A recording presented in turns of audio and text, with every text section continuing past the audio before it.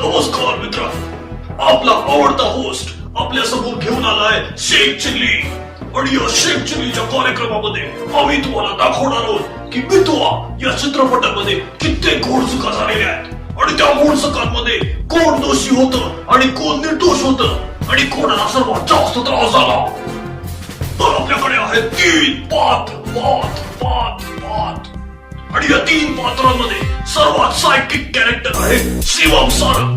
ते शिवम सारंग, दॅट शिवम सारंग, हा शिवम सारंग, तो शिवम सारंग. जसं तुम्हाला समजलंय की या कॅरेक्टरला OCDचा प्रॉब्लेम आहे. OCD काय असतं हे विचारू नका, मलाही माहित नाही. पण थोडक्यात तो स्वतःचं नाव उठसूट घेत राहतो.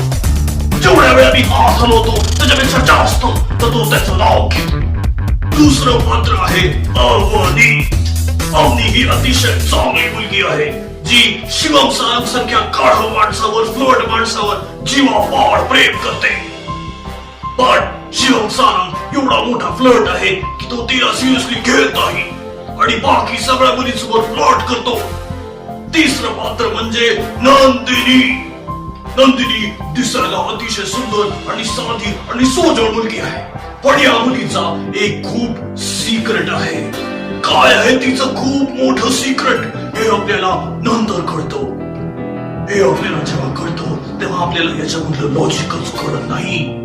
आणि हाच तर या पिक्चरचा सर्वात मोठा प्रॉब्लेम आहे.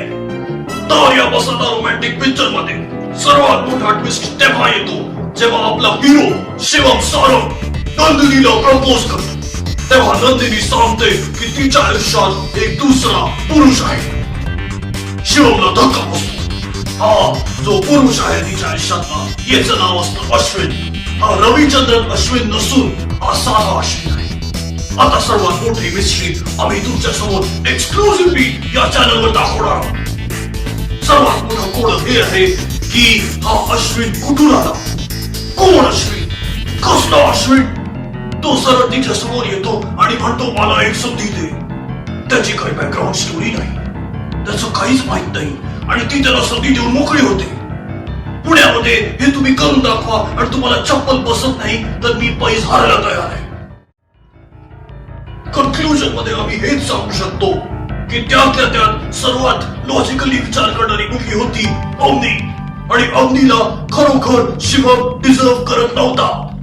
पण तरी सुद्धा तिचं त्याच्यावर प्रेम होतं. शिवम हटेला होता. त्याच्यानंतर नंदिनी त्याहून हटेली होती आणि अश्विन कुठला होता हेच आपल्याला कळलं नाही. तरी सुद्धा आपण हेच बोलूया की या पिक्चर मध्ये जी मुलगी डिझर्व करत होती तिला तिचं प्रेम मिळालं नाही. हा काय लॉजिक